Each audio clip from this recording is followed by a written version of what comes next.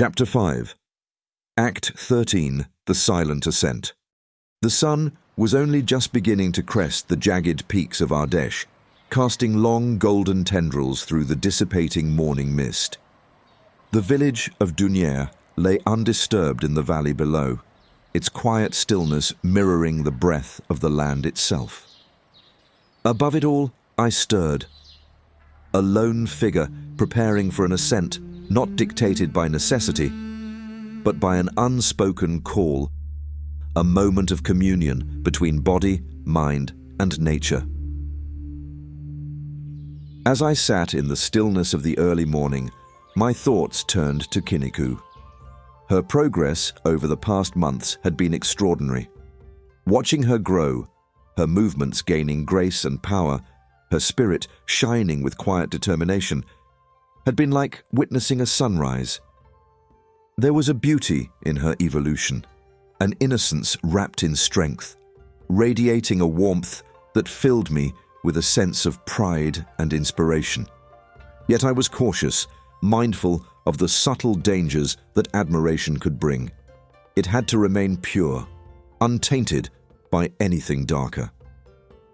What I saw in Kinniku was light itself, a beacon of radiant energy and tenderness. She was a source of vitality, a reminder of the power of dedication and authenticity. This light could inspire, propel me forward, but only if I nurtured it with the same reverence I brought to the practices that shaped my life. It was with these thoughts that I turned toward the cliff.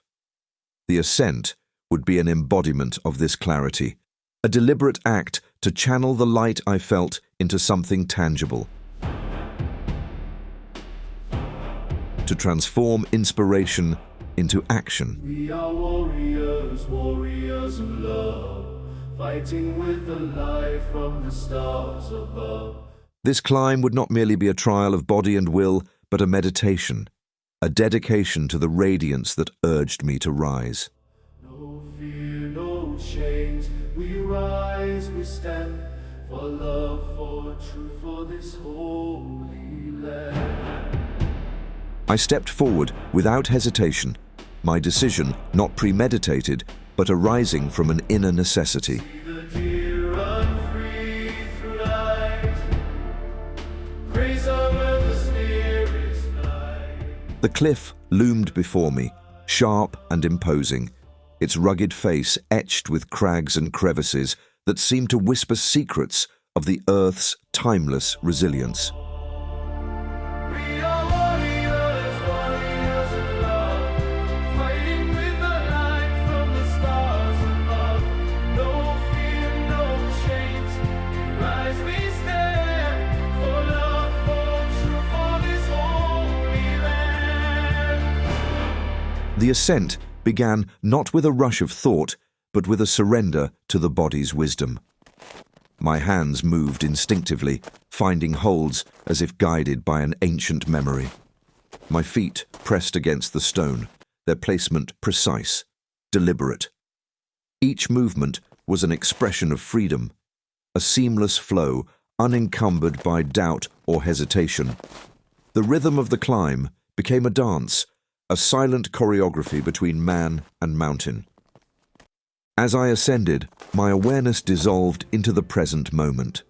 The rock's cool texture beneath my fingertips, the whisper of the wind against my skin, the steady cadence of my breath, all merged into a single, harmonious experience. The discipline I had cultivated in freediving rose to meet me, the control of breath that had carried me into the depths now guiding me skyward. Inhale, anchor, exhale, release.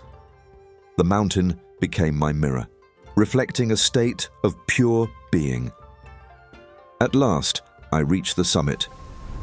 The horizon unfurled before me in waves of green forest, an endless expanse vibrating with life. Standing there, I let the fullness of the moment wash over me, the burning in my muscles mingling with the exhilaration of triumph.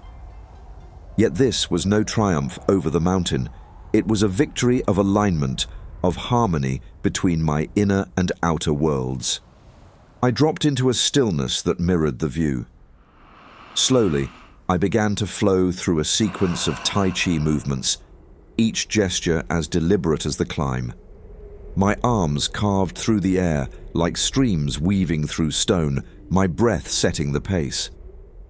With each motion, I felt my energy shift, my awareness deepening. The mountains seemed to breathe with me, its vastness lending a quiet strength to my movements. At the apex of this meditative state, the memory of my lost master surfaced. It struck not as a sharp pain, but as a gentle wave, rippling through the calm I had cultivated.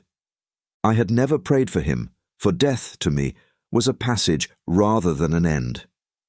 Yet here, at this pinnacle, I felt compelled to speak, not in grief, but in gratitude and seeking.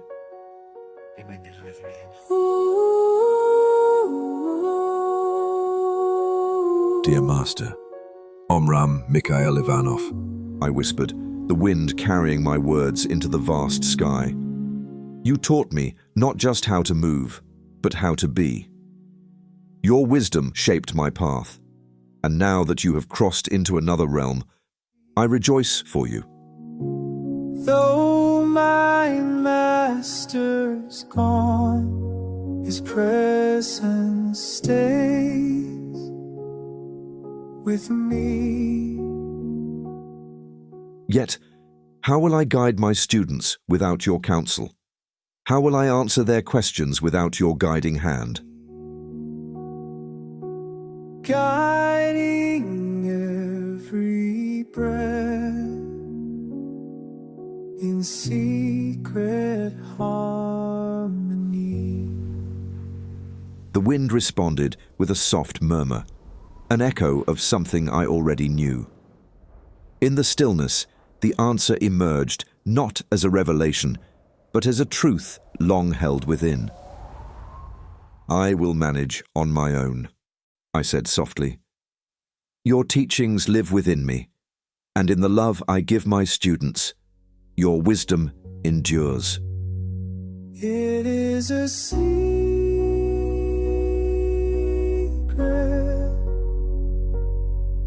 between my soul and his, a flame unseen, but always here.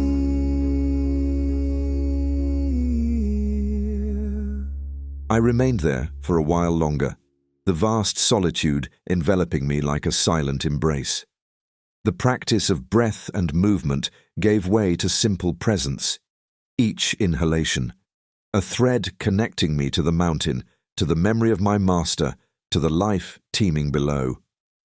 When I finally descended, it was by an easier path, the steep cliffs left behind like a chapter closed. This climb, this communion, was mine alone. It would remain unspoken, not out of secrecy, but reverence. Some moments belong to the heights, to the unyielding cliffs and the vast silence of the skies. They are understood only by those who dare to ascend not to conquer, but to connect.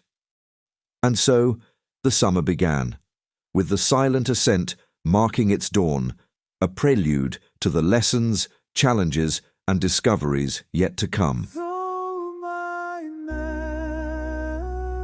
master's gone, his presence stays with me.